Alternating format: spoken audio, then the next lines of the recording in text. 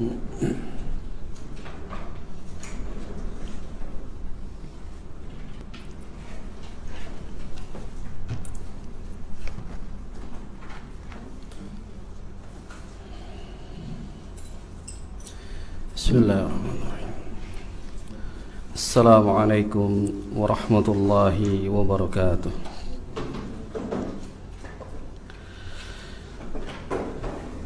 Innal hamdalillah nahmaduhu wa nasta'inuhu wa nastaghfiruh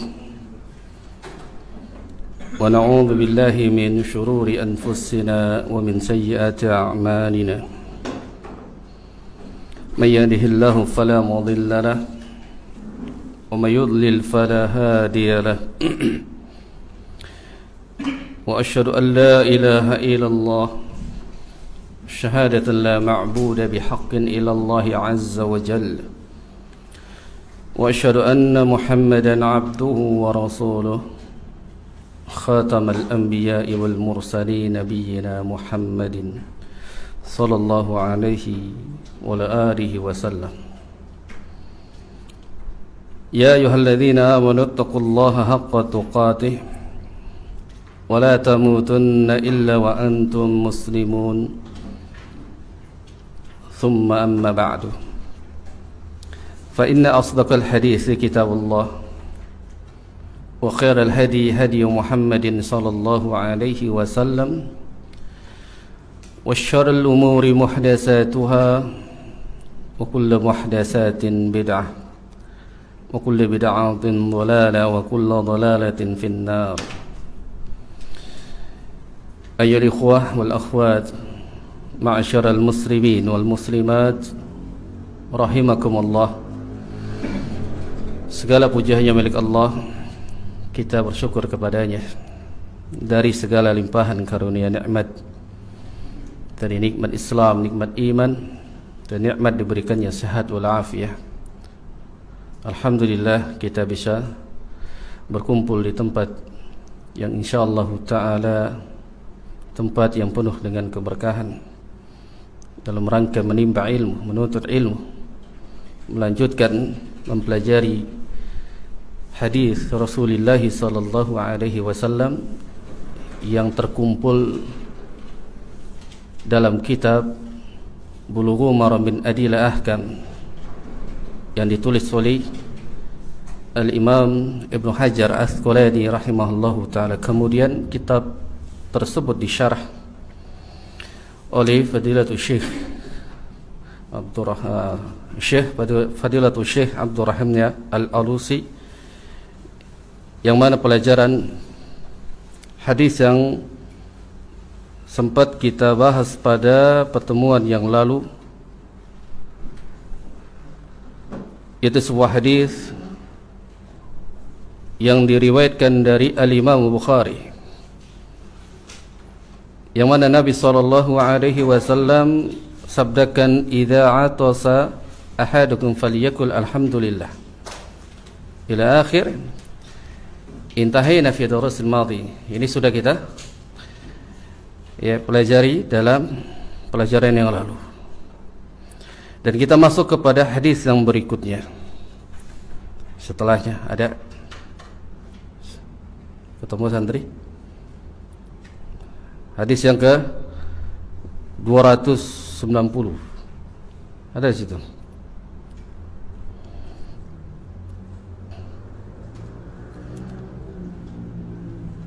Ketemu?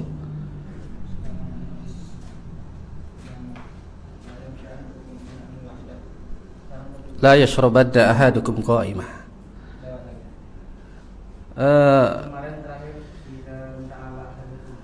Idza terakhir. Sekarang masuk la yamshi ahadukum fi na'lin wahid. Sah? Naam. Fadhal.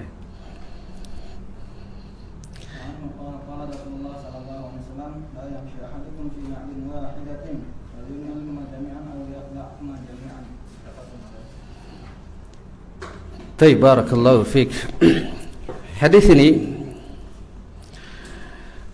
darinya wa anhu radhiyallahu ta'ala anhu qala yakni an Abi Hurairah radhiyallahu ta'ala anhu. Yang dimaksudkan hadis ini dari jalan sahabat yang mulia, yakni Abu Hurairah radhiyallahu ta'ala anhuma, yang mana Nabi SAW bersabda, la yamshi ahadukum fi na'lin wahidah, janganlah di antara kalian berjalan, yakni dalam berjalannya memakai satu sandal saja. Wal yun'ilhuma jami'an aw liyakhla'huma jami'an, maka hendaknya jika dia melakukannya maka lakukan keduanya, memakai di antara keduanya. Kalau tidak bisa maka melepas yakni keduanya. Hadis ini diriwayatkan dari Al-Imam Bukhari dan Al-Imam Muslim. Dalam hadis ini para ulama, qad ikhtilaful ulama, ada perbedaan di kalangan para ulama mengenai hukum memakai satu sandal saja ketika berjalan, yani fi ta'lilin hadzal nahy. Dan ini sebuah hadis tentang larangan seseorang memakai hanya satu sandal saja pada saat dia berjalan. Wal jumhur minhum ala anna al-ilata ghaira zahirah, akan tetapi jumhurun ulama melihat kepada pengecualian, ada ilah di dalamnya dalam hadis ini. Maka disebutkan oleh sebagian para ulama, warrajih, yang rajih yang disebutkan oleh al-mu'alif, yani fi hadzal kitab, penulis dari kitab ini, beliau mengatakan annal illata hiya ma yahdutsu hadzal fi'lu min athari syai'in 'ala al-'amud al-fatri. Yang kata beliau, pengecualian di sini ada pembahasan yang para ulama membagi apakah di dalam memakai satu sandal karena disengaja atau tidaklah disengaja.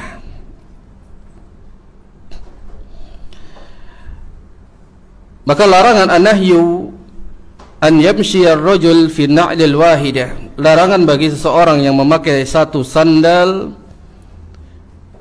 zahir dalam hadis ini yakni an-nahyu tahrim. Zahirnya hadis ini hukumnya adalah haram memakai satu sandal, hukumnya haram secara zahir. Akan tetapi jumhurun ulama, kebanyakan para ulama menghukumi seseorang memakai satu sandal alal karaha, yani hukumnya makruh. Sebagaimana yani min tahrimi lil karaha, mengenai tentang hadis larangan berjalan memakai satu sandal. Secara zahirnya larangan ini adalah bersifat haram, namun jumhurun ulama menyebutkan hukumnya makruh berdasarkan dalam sebuah hadis dari jalan sahabiyah Aisyah radhiyallahu ta'ala anha yang dikeluarkan oleh Al-Imam Tirmidzi, yang mana menyebutkan rubbama in qata'a sya'yu na'lin Rasulillah sallallahu alaihi wasallam famasya fi na'lin wahidah hatta yuslihaha.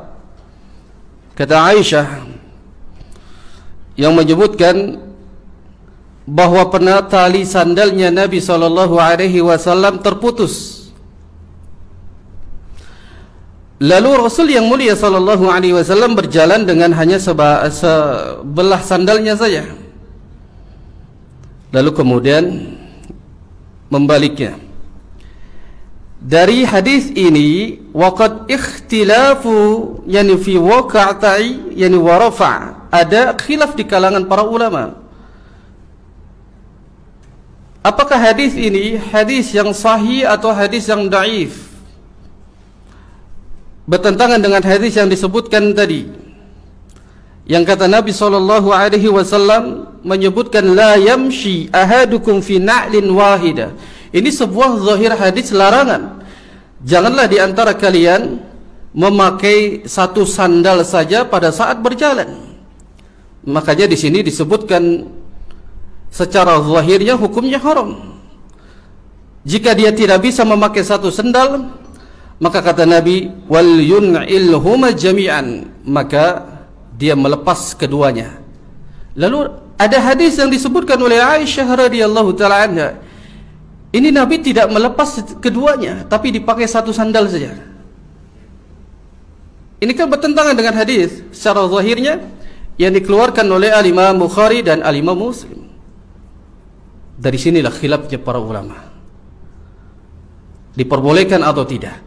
Namun hadis ini dinilai hadis yang dhaif oleh Al-Imam Ibnu Hajar Asqalani rahimahullahu ta'ala, yang beliau mengatakan dalam kitab Fathul Bari, yani fi hadzal hadithud dhaif, hadis yang lemah, tentu tidak bisa diamalkan.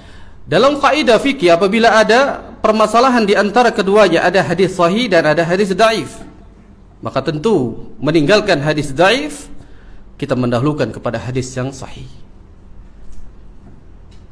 Jadi khilafnya di sini meninggalkan. Ini hadis Rasulullah SAW memakai hanya satu sandal, dinilai oleh para ulama adalah hadisnya hadis yang dhaif. Sebagaimana yang disebutkan yakni oleh Fadilatul Syekh Sya'ad Asy-Syatri hafizahullahu ta'ala, yang beliau mengatakan an-nahyu 'anil masyi fi na'lin wahidah, larangan di antara seseorang memakai satu sandal pada saat berjalan. Beliau mengatakan wa hamalhu jumhurun 'alal qaraha, jumhur ulama mengatakan hukumnya adalah makruh, ya, dibenci, tidak sampai derajatnya haram. Namun beliau menyebutkan hadis yani bimasyian Nabi sallallahu alaihi wasallam bina'lin wahida, menyebutkan hadis tadi yang dikeluarkan oleh Aisyah radhiyallahu taala sebagaimana yang termaktub di dalam yani kitab yani Sunan At-Tirmidzi, yang beliau mengatakan hadis tersebut Nabi pernah memakai satu sandal. Lalu kata beliau Fadilatul Syekh ini Sa'ad Asy-Syatri, guru kita, menyebutkan lakinna isnadahu dhaif, ternyata hadisnya adalah hadis yang dhaif, tidak bisa diamalkan jemaah. Hadis yang lemah, tidak bisa diamalkan. Maka dari sinilah para ulama jadi menghukumi bahwasanya zahirnya adalah haram, namun hukumnya menjadi makruh. Harus ada asbabnya kenapa dia memakai satu sandal di dalam berjalan. Kemudian jamaah yang dirahmati Allah Subhanahu wa taala, berkatalah Al-Khattabi,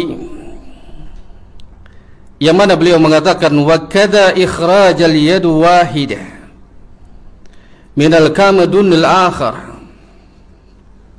Beliau ini mengatakan ada beberapa waqat al-haqqu jamaah bin na'laini kullu libasin syafa'akal kuffaini, di antara memakai dua sandal atau dua khuf, sepatu ini apakah boleh memakai satu, ya, di dalam memakainya maka masuk ke dalam hadis ini tidak bolehnya memakai hanya satu saja. Makanya berkata Al-Khattabi, kalau dikiaskan dengan satu hadis ini menyinggung semua di antara memakai yang apabila ada pasangannya. Kalau berbicara tentang masalah memakai di antara yang berpasangan, ada sandal, ada sepatu, ada apa lagi?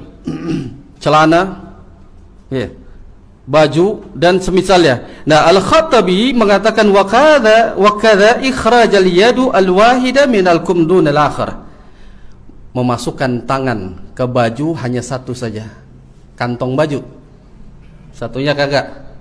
Paham maksudnya? Kalau bisa kita pakai jaket masuk satu enggak. Dan ini berlaku sebagaimana hadis nih.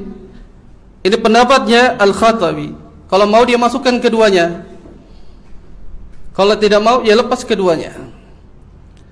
Kecuali ada asbab antum memasukkannya, lagi mau ngambil duit yang merah, biar nggak ketahuan. Ada asbab, ternyata diam-diam dia mengodok. Nah, ini yang disebutkan ulama, yang bahwasanya kita dilarang untuk memakai satu sandal, namun para ulama mengatakan masuk ke dalamnya selain daripada sandal, yaitu sepatu al-khuf. Bahkan Al-Khattabi mengatakan sampai memasukkan tangannya hanya sebelah saja, ini termasuk larangan, dikiaskan dalam hadis yang mulia ini. Kemudian kita bisa ambil beberapa faedah jamaah dari hadis yang mulia ini.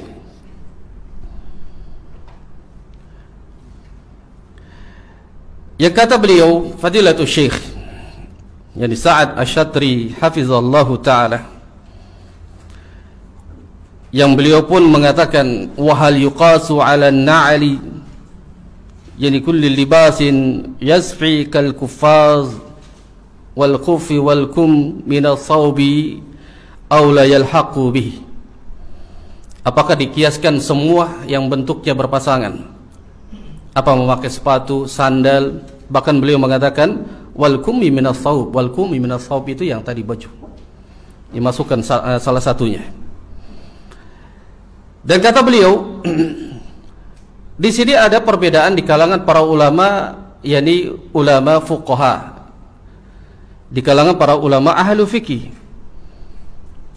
Apakah larangan di situ yang disebutkan adalah larangan hanya khusus kepada memakai sandal atau tidak?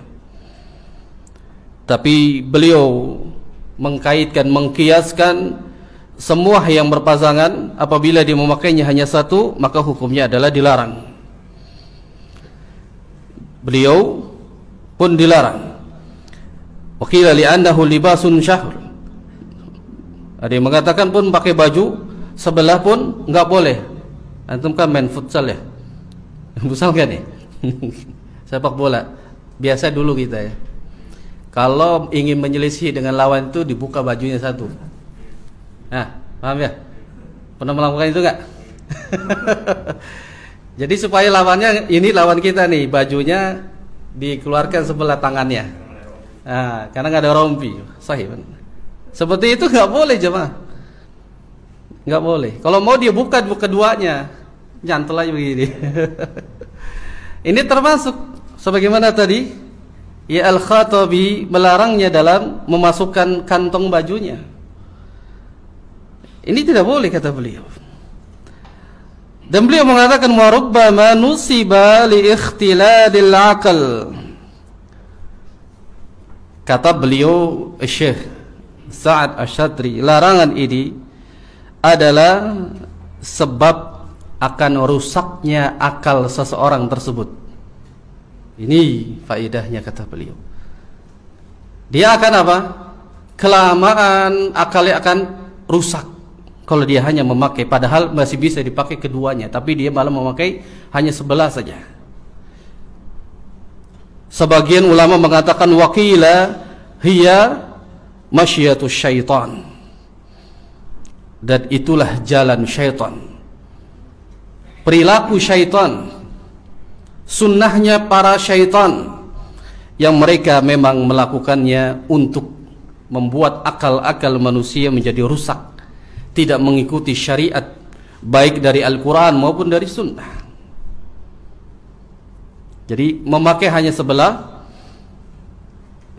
ini sifatnya akan diganggu akalnya oleh syaitan, padahal dia bisa melakukannya keduanya, kecuali ada asbab dan ada uzur. Ya mohon maaf apabila dia memakai hanya satu saja, ya memang karena ada uzur, yang mungkin kakinya hanya satu saja, baju atau tangannya hanya satu saja dan seterusnya. Ini ada uzur yang syar'i. Namun jika antum berpakaian hanya sebelah saja, maka antum akalnya sudah rusak. Memakai keluar hanya sebelah saja. Berarti para wanita yang memakai hanya sebelah saja akalnya rusak. Berjalan di mall, berjalan keluar hanya sebelah saja, tank top begitu. Rusak akalnya, memang diganggu oleh syaitan. Masya Allah, ini syariat mengajarkan kepada kita agar kita memperhatikan bagaimana cara kita memakai. Dari sandal mengkiaskan dengan yang sifatnya keseharian kita memakai. Sungguh mulia syariat Nabi SAW mengajarkan kepada umatnya. Ini faidah yang pertama. Faidah yang kedua, di antara istadalla ta'ifatun biqaulihi la yamshi, menunjukkan dari lafaz la yamshi, tidak boleh berjalan, ala ibaha al-wukuf fi na'lil wahidah, diperbolehkan apabila dia yakni dalam keadaan diam lalu dia memakai hanya satu saja. Li'anna an-nahya innama warada 'anil masyi, yang dilarang apabila dia memakainya dalam keadaan berjalan. Tapi kalau tidak berjalan itu diperbolehkan. Nangkring misalkan, kakinya sendalnya nggak ada satu, antum sudah diam aja. Ini yang disebut dengan ibahatil wukuf, yang dia diam berdiri finna dil wahidah, dalam satu sendal saja. Antum di jalan sendalnya putus, sudah antum diam aja berdiri di situ, itu boleh, nggak jalan-jalan. Itu yang diperbolehkan. Kalau jalan dilarang. Makanya beliau mengatakan li'anna nahyu innama warada 'anil masyi, larangannya adalah pada saat dia berjalan memakai sandal hanya satu saja. Maka lebih baik, kata Nabi SAW menyebutkan apa? Hendaknya dia apa? Memakai di keduanya atau melepas di antara keduanya. Itu yang disebutkan dalam hadis Nabi SAW, wala yan'alhuma jami'an, dia memakai keduanya, melepaskan keduanya. Kita masuk hadis yang selanjutnya. Dibaca lagi hadis.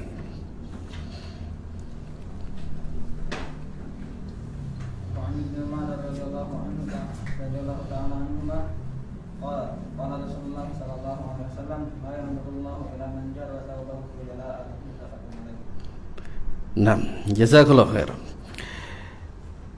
Wa 'an Ibnu Umar qala, dari jalan sahabat Ibnu Umar radhiyallahu taala anhu, dia berkata, qala Rasulullah sallallahu alaihi wasallam, Nabi sallallahu alaihi wasallam bersabda, la yanzurullahu ila man jarra thawbahu khuyala. Allah azza wa jalla tidak melihat kepada seseorang yang menjulurkan bajunya karena khuyala, ini karena sombong. Hadis ini dikeluarkan oleh muttafaqun alaihi, yakni hadis Al-Imam Bukhari dan Al-Imam Muslim. An-nahyu 'anil jawr thawb, larangan di antara yakni menjulurkan pakaiannya. Disebutkan sebagian ulama mengatakan anil fakhru wal khuyala, larangannya karena dia sombong. Ya, lima fi dzalika min batril haqq wa ta'ali anil khalqi, yang mengatakan bahwasanya semua yang dilarang karena merampas sifat Allah Subhanahu wa ta'ala dengan cara mengangkat diri di hadapan orang lain. Jadi khuyala ini adalah yang disebutkan wahwa batarul wal kibr, suka merendahkan orang lain dan juga punya sifat sombong. sebagaimana dalam hadis yang Rasul sallallahu alaihi wasallam menyebutkan al-kibru batarul haq wa ghamdun nas. Kata beliau, hakikat dari kesombongan itu adalah batarul haq. Al-batar adalah merendahkan orang lain. Jadi kalau kita memakai pakaian dalam rangka menjulurkannya karena ingin merendahkan orang lain, maka di sini yang pertama adalah masuk ke dalamnya al-kibr. Itu yang disebutkan sebagian. Lalu disebutkan sebagian ulama kembali mengenai hadis ini, bahwasanya la yanzurullahu ila man jarra thawbahu khuyala. Allah tidak memandang atau tidak melihat siapa orang yang menjulurkan pakaiannya karena sombong. Kata Fadilatul Syekh Sa'ad Asy-Syatri hafizahullahu ta'ala, beliau menjelaskan dan mengeluarkan faidah dari hadis ini. Yang pertama, beliau mengatakan isbatu sifatin nazari lillahi azza wa jalla. Beliau mengatakan hadis ini ditetapkan bahwasanya Allah itu maha melihat, memiliki sifat maha melihat. Siapa yang dia menjulurkannya ya karena sombong ingin merendahkan orang lain, maka Allah tabaraka wa ta'ala mengetahuinya. Nanti berkaitannya dengan yang berpendapat boleh kita menjulurkan pakaian asalkan tidak sombong. Nanti nyambungnya ke situ. Ini syubhatnya, tapi tidak memandang atau melihat hadis-hadis setelah ini.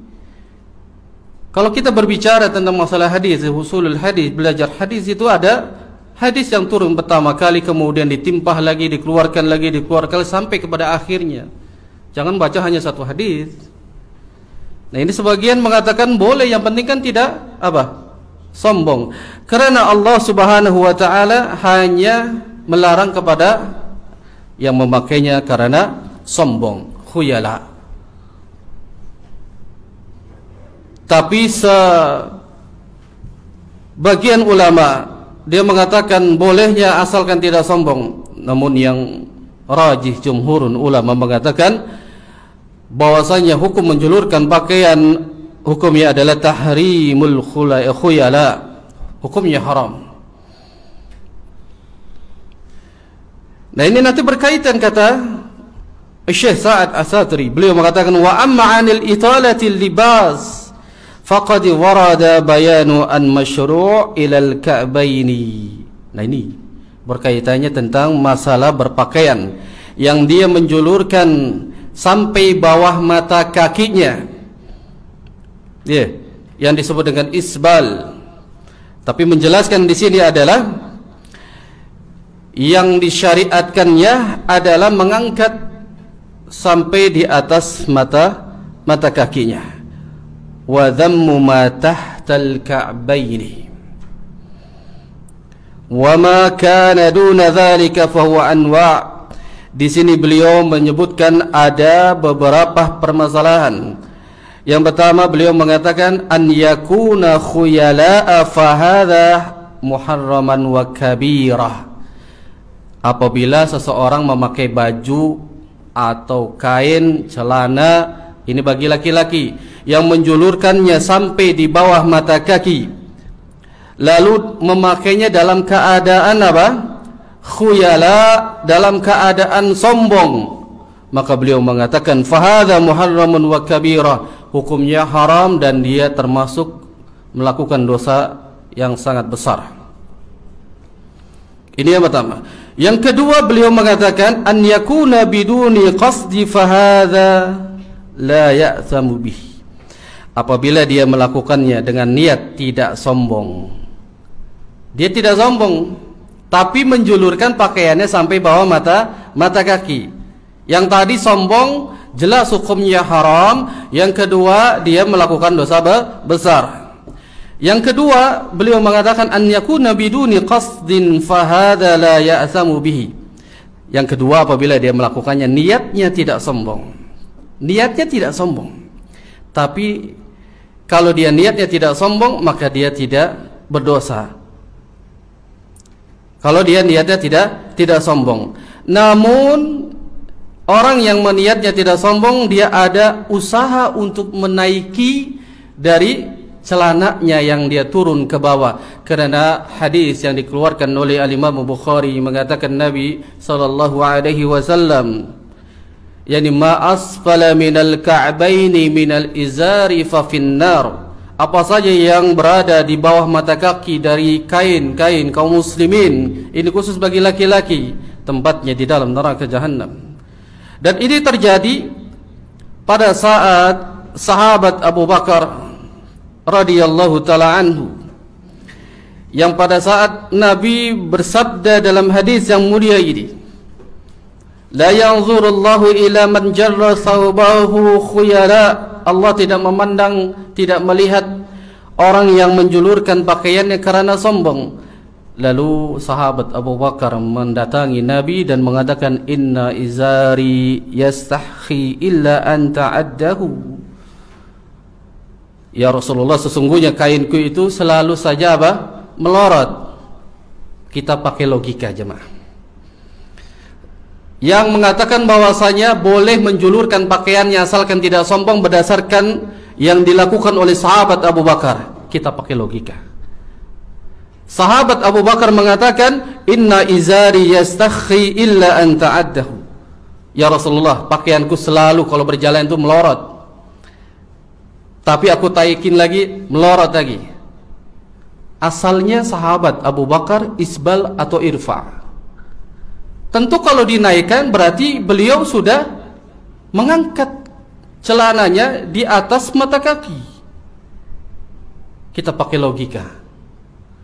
Makanya beliau mengangkat, selalu mengangkat, kemudian berjalan melorot. Karena beliau ini orangnya kurus. Maka kata Nabi SAW mengatakan, innaka lasta yani mimman yaf'aluhu khuyala. Maka sesungguhnya engkau bukan termasuk bagian daripada orang-orang yang sombong, kata Nabi. Bisa dipahami jemaah? Apabila kita berjalan sudah berusaha untuk mengangkat pakaian kita, lalu dia melorot, itu kata Nabi, innaka lasta mimman yaf'aluhu khiyala. Engkau adalah orang yang tidak sombong. Namun kalau dia sengaja, yang pertama hukumnya dia haram, dia dosa besar. Karena hadis tadi yang disebutkan oleh Al-Imam Bukhari menyebutkan ma asfala minal ka'bai minal izari fa finnar. Ini hadis yang diturunkan sudah menutup tentang hadis-hadis tentang larangan untuk menjulurkan pakaiannya di bawah mata kaki bagi laki-laki. Namun yang mengatakan boleh ini, dia tidak membaca hadis-hadis setelahnya, dia hanya satu saja kemudian diambil kesimpulan. Kita harus baca hadis-hadis yang lain. Makanya di dalam kitab Sahih Bukhari itu disebutkan ada babul libas, tentang masalah bab pakaian. Di situ disebutkan oleh Al-Imam Bukhari sebagaimana beliau meriwayatkan ini, ma asfala minal ka'baini izari fa finnar. Jadi harus ada setelahnya. Jam berapa? Udah jangan? Udah? Belum. Kemudian yang ketiga jemaah,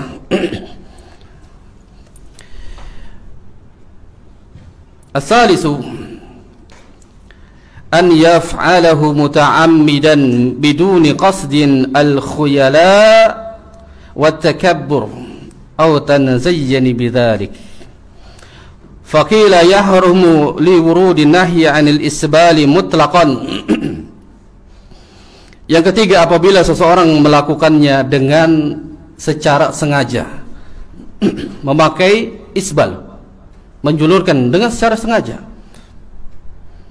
Namun dia memang niatnya tidak sombong, tapi sengaja menurunkan di bawah mata kaki. Maka sebagian ulama mengatakan faqila yahrumu lil wurudi nahyi 'anil isbali mutlaqan. Hukumnya haram karena hadis ini larangan tentang seorang laki-laki memakai pakaian secara isbal, secara mutlak. Sarung, celana, apa saja. Tapi ada dokter yang suka buat syubhat yang lagi viral ini. Katanya hadisnya kan berbicara izar, yaitu sarung saja. Celana nggak apa-apa. Ya, ini syubhat untuk orang-orang yang awam, yang gampang terkena.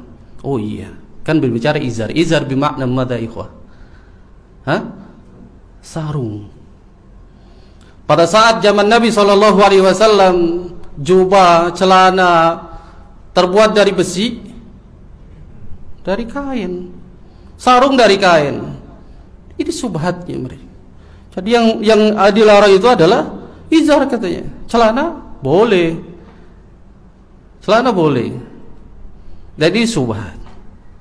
Makanya beliau mengatakan secara mutlaqan li wurudin nahyi 'anil isbal, mutlaqan, mutlak pokoknya menjulurkan pakaian apa saja bentuknya. Apa saja bentuknya. Wal jumhuru ala adami al-man'i minhu hamlan lil mutlaq ala al muqayyid. Di sini beliau jumhurun ulama mengatakan bahwasanya larangan untuk orang yang memakai pakaian dengan secara isbal. Kata beliau, wa ajib bi annal mutlaq wa'idun bin nar. Di situ mutlaknya ada ancaman dari Nabi SAW, jadi neraka jahanam. Hadis ada beberapa qawaidnya. Ada al-hadis, yakni disebutkan al-hadisu mutlaqan. Hadis ini mutlak untuk semua perkara. Ada al-hadisu wa'id, hadis khusus ini untuk mengancam bagi yang melanggar apa yang telah disabdakan oleh Nabi SAW. Makanya hadis tadi yang dikeluarkan oleh Al-Imam Bukhari, ma asfala minal ka'baini minal izari fa finnar. Apa saja yang ada di bawah mata kaki beliau ancam dengan apa? Fa finnar, maka dengan neraka jahanam. Berarti ada orang yang melanggar apa yang disebutkan oleh sabda Nabi SAW, berarti dia diancam dengan itu. Yang mengancam bukan kita, kita hanya menyampaikan hadis ini. Kita hanya membacakan kitab-kitab ulama agar kita sebagai umat Nabi SAW ini mengikuti sunnahnya. Makanya pada saat nanti kita dikuburkan nanti, ditinggalkan oleh keluarga kita, ditinggalkan teman kerabat kita yang mengantarkan kita sampai dimasukkan ke liang lahat, 7 langkah datanglah 2 malaikat yang menanyakan, man rabbuka, siapa Tuhanmu? Sepakat kita akan mengatakan, Tuhanku adalah Allahu tabaraka wa ta'ala. Kemudian ditanya kembali, man nabiyuka, siapa nabimu? Sepakat kita sebagai orang Islam mengatakan, nabiku adalah Nabi Muhammad sallallahu alaihi wasallam. Sejauh mana engkau mengamalkan, mengikuti sunnahnya ketika di dunia? Ini perkara yang panjang, karena Nabi sallallahu alaihi wasallam diutus oleh Allah tabaraka wa ta'ala untuk jadi mengajarkan syariat wahyu yang diturunkan kepada beliau, agar umatnya itu mengikuti tata cara beragama, metode yang disebut dengan tariqah atau manhaj. Ikuti Nabi SAW sebagaimana para sahabat yang mereka mendapatkan keridhaan dari Allah Tabaraka wa Ta'ala, bahkan termaktub di dalam Al-Quran. Para sahabat tidak pernah menyelisihi dari apa yang telah diperintahkan atau dicontohkan dari Nabi SAW. Ini umat Nabi. Jangan ngaku umat Nabi kalau dia menyelisihi. Ini perkara yang sangat besar. Maka hadis ini, ma asfala minal ka'baini minal izari, yani fa finnar, ancaman bagi mereka yang menjulurkan pakaian di bawah mata kaki walaupun tidak dalam keadaan sombong niatnya, namun dia terancam dengan hadis yang disebutkan al-hadisu wa'id, ancaman. Dan dalam hadis yang lain disebutkan bainama ahadits al-muqayyidah fiha wa'idun akhar, ada ancaman lagi dari hadis yang lain. Tadi pertama Rasul yang mengancam dengan apa? Neraka jahanam. Hadis yang lain disebutkan ba'da bin nazari ila Allah azza wa jal. Allah nanti tidak melihat pada hari kiamat kelak dan tidak dipandang apa? Bin nazari rahmah, tidak dipandang dengan pandangan rahmat, dan dia tidak disucikan, dan bahkan dia mendapatkan azab yang sangat pedih. Siapa mereka? Kata para sahabat, mereka lah yang disebut dengan musbil, orang yang menjulurkan pakaiannya di bawah mata kaki. Ancamannya berat. Yang pertama dengan neraka jahanam, yang kedua pada saat kita dikumpulkan di padang mahsyar, yang kita membutuhkan apa jemaah? Membutuhkan rahmat Allah tabaraka wa taala. Amalan kita yang kita lakukan ini tidak mengantarkan kita ke dalam surga, melainkan dengan rahmat Allah surga itu akan kita gapai. Maksudnya adalah apa yang kita lakukan amalan saleh yang sesuai dengan syariat, apa yang telah disyariatkan oleh Nabi SAW, maka Allah akan meridhoinya dan memberikan rahmatnya. Itu yang mengantarkan kita ke dalam surganya. Kalau amalan saja yang diperintahkan dalam syariat Islam, yang dicontohkan Nabi, dia selisihi, bagaimana dia akan mendapatkan rahmat, mendapatkan keridhaan dari Allah? Makanya kita wajib untuk mentaati Rasul yang mulia sallallahu alaihi wasallam secara mutlak berdasarkan dalil, ya ayyuhalladzina amanu atiullaha wa atiur rasul wa ulil amri minkum. Wahai orang-orang yang beriman, atiullaha ini secara mutlak, taati Allah secara mutlak. Wa atiur rasul ada al-waw ataf, mengikuti sebelumnya. Taati Rasul sebagaimana engkau mentaati Allah. Tapi pada saat menggandengkan wa ulil amri minkum, tidak ada kata-kata ati'u. Tidak mutlak kita mentaati para pemimpin. Di situ tidak mutlak. Yang memerintahkan pemimpin negara, pemimpin perusahaan pada saat berselisih dengan syariat Islam, la ta'atan lil makhluk fi ma'siyatillah, tidak boleh taat kepada makhluk dalam rangka untuk maksiati Allah Subhanahu wa taala. Terancam nanti akan dikeluarkan. Yang memberikan penghidupan adalah Allah tabaraka wa taala. Terancam akan dibunuh. Allah menyediakan surga. Ini yang harus kita kuatkan, iman, akidah kita, manhaj kita, mengikuti tariqah, manhaj para sahabat yang ditarbiyah wa tasfiyah oleh Rasulullah sallallahu alaihi wasallam. Para sahabat menjadi kuat akidah dan manhajnya, tidak tergoyahkan. Padahal pada saat itu, pada zaman itu, di zaman para sahabat, adakah orang-orang yang menyimpang dari jalannya Nabi sallallahu alaihi wasallam? Banyak. Sampai Nabi membuat garis lurus, kata Rasul, yang disebutkan hadas subul, ini adalah jalan, kemudian dikasih lagi ini jalan, maksudnya adalah jalan kesesatan, digariskan lagi ini ada jalan kesesatan, namun yang lurus, kata Rasul sallallahu alaihi wasallam, inilah hadas siratul mustaqim. Yang disebutkan oleh para ulama, jalan yang lurus itu siapa? Yaitu jalannya Rasulullah dan para sahabatnya dan generasi setelahnya, tabi'ut wa tabi'in. Itu yang harus kita pahami, hadis-hadis yang tentang mengancam. Lalu kemudian tentang hadis-hadis ancaman mengenai tentang isbal. Karena isbal ini perkara tentang masalah yang bukan masalah kecil, tapi masalah besar. Pada saat itu para sahabat berjalan, yakni ingin datang ke kota Madinah. Lalu ada sahabat yang satu yang dia isbal. Lalu Nabi berlari-lari kecil memanggil. Lalu dikatakan irfa', taikan celananya. Karena dilihat sahabat itu dia isbal, lalu ditaikan lagi. Lalu kata Rasul sallallahu alaihi wasallam, irfa, ditaikin lagi sampai setengah betis. Maka kata Nabi sallallahu alaihi wasallam, inilah pakaian para nabi. Setengah betis. Antum jangan setengah betis, antum masuk kantor setengah betis. Yang penting tidak menutupi apa? Mata kaki saja. Ini hadis yang lain.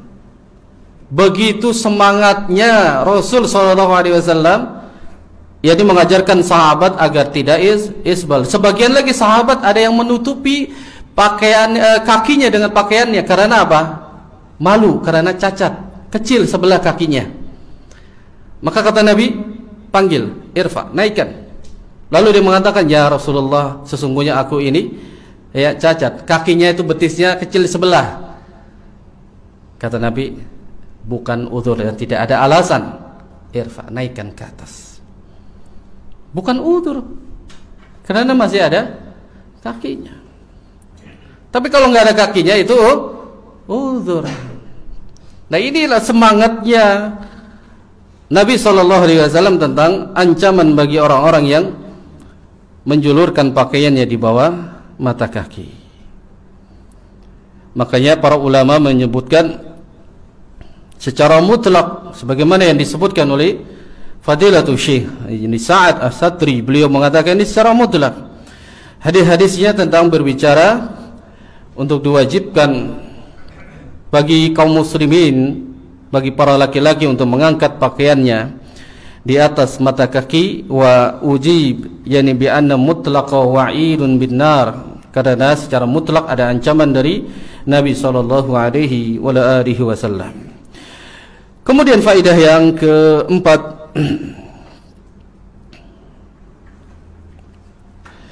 yang mana yang keempat, al-faidatu rabi'ah annahu yalhaqu bil izar yani jami'u anwa'il libas, bahwasanya izar ini masuk ke dalamnya bagian daripada libas. Libas itu pakaian, berarti bukan hanya celana, sarung saja, tapi pakaian, jubah yang menjulurkan pun dia harus di atas mata kaki. Makanya kita harus belajar. Para ulama menyikapi bahwa annahu yalhaqu bil izar. Izar ini adalah sarung, tapi jami'u anwa'il libas, dan dia masuk ke dalamnya bagian daripada pakaian, termasuk ke dalam pakaian. Maka dia harus juga jubah atau yang lainnya, tidak boleh dia sampai menutupi mata kaki. Al-faidatul khamisah, yang kelima faidahnya, anna nahya fi hadisil bab, yani al-bab khasun bil rijal dunan nisa'i wa hukiya al-ijma' ala dharik. Larangan hadis ini termaktub di dalam bab-bab, yani al-khas bil rijal dunan nisa', khusus untuk laki-laki dan bukan untuk wanita. Dan ini sudah ya dituliskan dalam kitab-kitab hadis, yakni sebuah hadis, al-hadisu khas, hadis yang secara khusus. Makanya hadis ini khusus untuk para laki-laki dan bukan perempuan. Bahkan perempuan itu dalam hadis dia harus melebihkan yakni satu jengkal bagi para wanita, karena jangan sampai dia terlihat dari kakinya, dilebihkan. Mungkin sekarang sudah digantikan dengan yang menutupi dengan kaos kaki, berbeda dengan para laki-laki. Makanya hadis itu ada hadis al-hadisu am, ada hadis yang secara umum, hadis mutlak. Hadis secara mutlak semuanya kena, bukan berbicara tentang apa pakaian sarung aja, mutlak semua ada. Nanti ada hadis al-khas, hadisul khas, ini hadis secara khusus. Nah, maka hadis ini secara khusus apa? Bir rijal, itu untuk para laki-laki. Itu memahami hadis itu begitu. Baca hadis yang lainnya bagaimana menyikapi tentang hadis ini. Jangan hanya satu hadis. Maka di sini dikhususkan untuk bagi para laki-laki, dan ini ijma para ulama ya bahwasanya hukumnya haram. Faedah yang ke-6, al-hasu ala ihsanin niyati fi qasdil libas bisatril awrah wa izhari ni'matillahi azza wa jalla la tatakabbari wal khuyala. Senantiasa kaum muslimin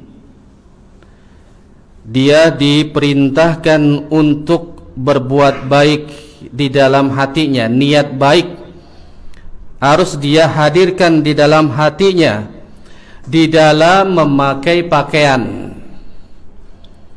Di dalam memakai pakaian, salah satu niat baik yang diperintahkan dalam syariat Islam adalah fi qasdil libasi bisatril aurah.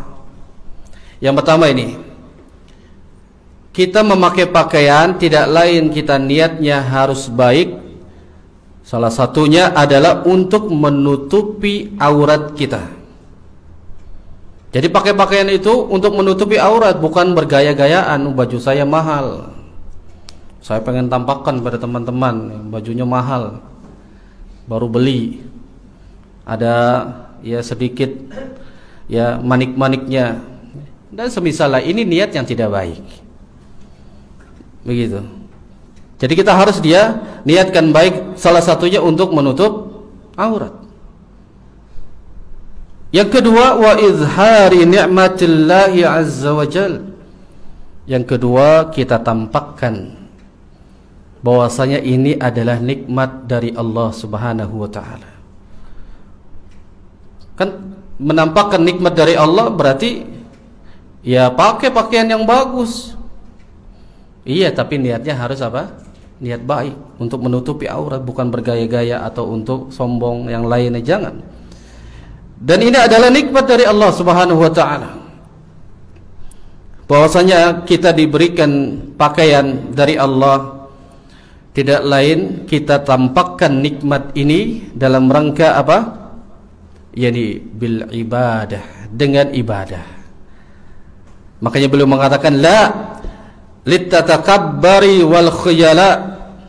Tidak boleh seseorang menampakkan pakaiannya dalam rangka untuk sombong, merendahkan orang lain. Nih, baju saya mahal, baju situ murah. Tidak boleh. Yang diperbolehkan adalah dia boleh menampakkan pakaiannya dalam rangka untuk beribadah kepada Allah Subhanahu wa taala. Karena ada beberapa ibadah yang harus disyaratkan dengan berpakaian. Contohnya di dalam salat. Salat itu harus menutupi aurat. Makanya itu syarat seseorang memakai pakaian di dalam salat. Kalau dia tanpa busana lalu dia melakukan salat, ini tidak memenuhi syaratnya. Makanya kita tampakkan pada saat kita menutupi aurat, ini dengan mensyukuri nikmat Allah dengan beribadah kepada Allah Subhanahu wa taala. Tidak boleh sombong, tidak boleh merendahkan diri dalam rangka untuk merendahkan diri kepada ya orang lain. Makanya apabila kita sudah niat dalam rangka untuk sombong lalu untuk merendahkan orang lain, ingat Allah Subhanahu wa taala yakni mengetahui hati-hati seorang hamba. Walaupun secara zahirnya ya kita tidak menghukumi seseorang itu sombong atau tidak bisa dihukumi. Namun Allah Subhanahu wa taala mengetahui hatinya. Apakah dia niatnya untuk dalam rangka untuk menutupi aurat atau untuk kesombongan, dan ini Allah Subhanahu wa taala mengetahuinya. Karena Allah Subhanahu wa taala yakni mengetahui hamba-hamba yang mana yang sombong dan mana yang tidak. Berdasarkan hadis yang dikeluarkan oleh al-Imam Muslim, innallaha la yanzuru ila jasadikum wala ila suwarikum walakin yanzuru ila qulubikum wa a'malikum. Sesungguhnya Allah Subhanahu wa taala tidak melihat kepada apa yang ada di jasad kalian dan bentuk kalian di dalam rangka beribadah kepada Allah.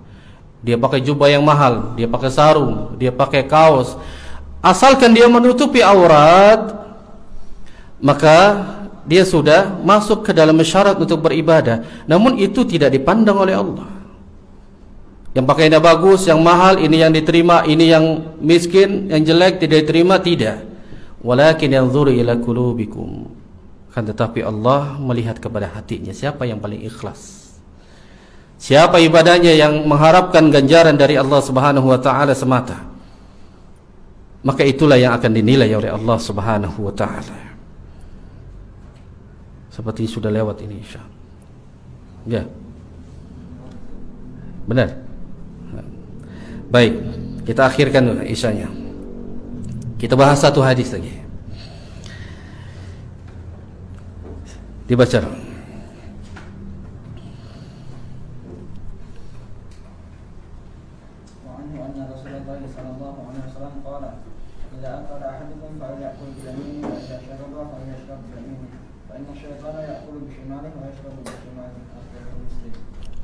Nah, hadis selanjutnya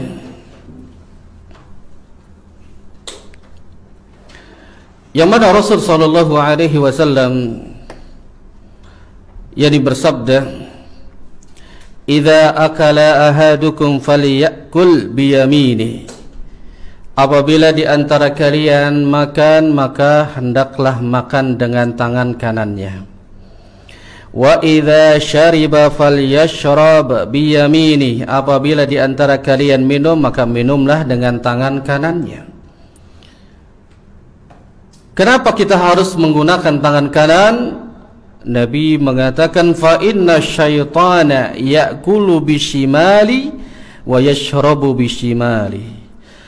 Karena sesungguhnya syaitan makan dan minum menggunakan dengan tangan kiri.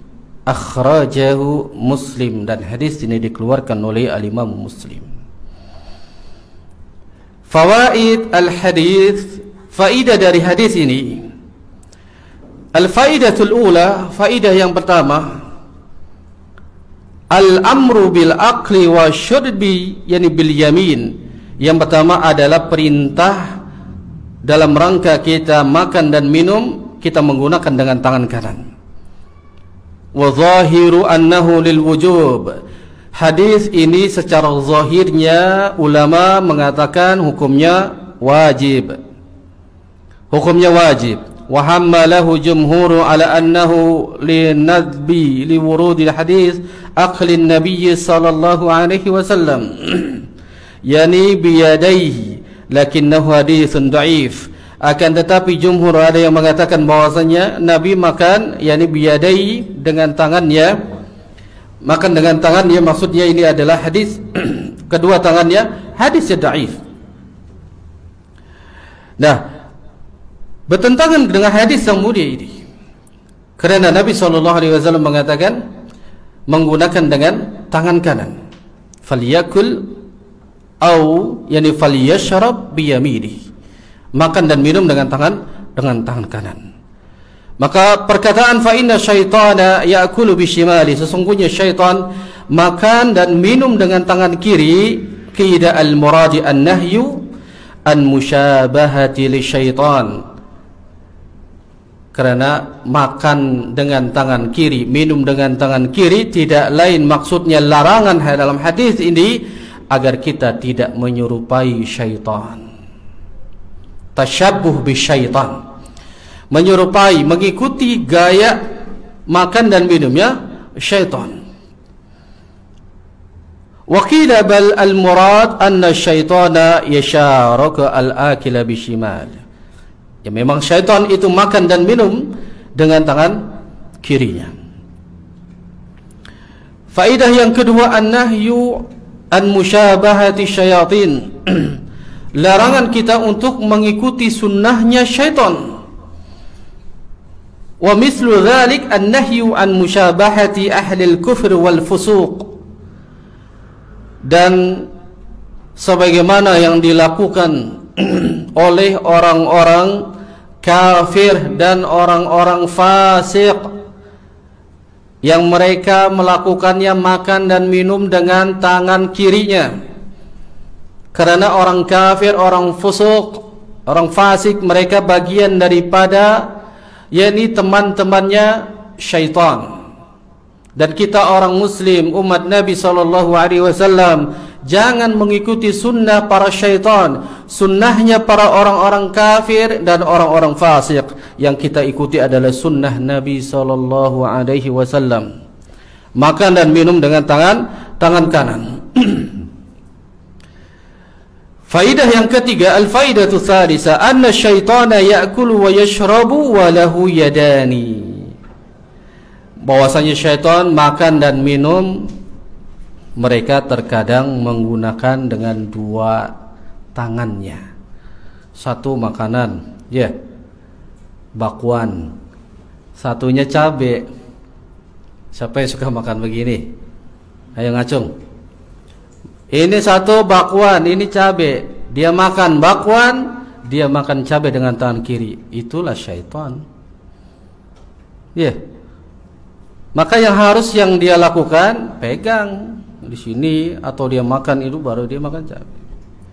Peringatkan kepada sahabat, peringatkan kepada anak-anak kita apabila dia memakan dengan tangan kiri. Wa annahu yustasna minal hadis karena ada pengecualian istisna dari hadis ini. Malau kana hunaka 'aridun kamaradil yamin fa innahu yajuz al-aqlu wasyarab bishimal. Apabila ada beberapa yang istilahnya mendapatkan uzur, sakit tangannya. Kalau kita itu diperban tangan kanannya, ya, digantung, maka boleh dia tangan kirinya. Kalau ada uzur. Tapi kalau nggak ada uzur maka tidak boleh. Karena kita mengikuti syaitan. Kalau tangannya sakit nggak bisa, maka boleh dia menggunakan dengan tangan kirinya. Maka inilah sunnah yang diajarkan oleh Rasul SAW, agar kita makan dan minum menggunakan dengan tangan kanan.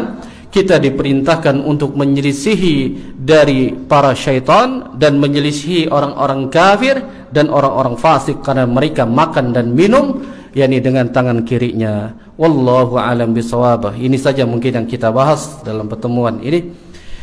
Insyaallah taala semoga Allah berikan kita kesehatan, dijauhkan dari wabah virus corona, agar kita diselamatkan negeri kita yang tercintai dari wabah yang sedang melanda di negeri kita, agar kita senantiasa bisa beribadah kepada Allah Subhanahu wa taala lil jamaah dengan berjamaah, agar kaum muslimin yakni bisa mensyiarkan dari syiar-syiar Islam, baik secara salat berjamaah, baik melaksanakan yakni Idul Fitri maupun Idul Adha dan ibadah-ibadah yang ditampakkan. Wallahu a'lam bishawab. Aku qouli hadza wa astaghfirullah li wa lakum. Jadi subhanakallah bihamdik asyhadu an la ilaha illa anta astaghfiruka wa atubu ilaik. Wassalamualaikum warahmatullahi wabarakatuh. Nanti tanya jawab setelah Isya insyaallah.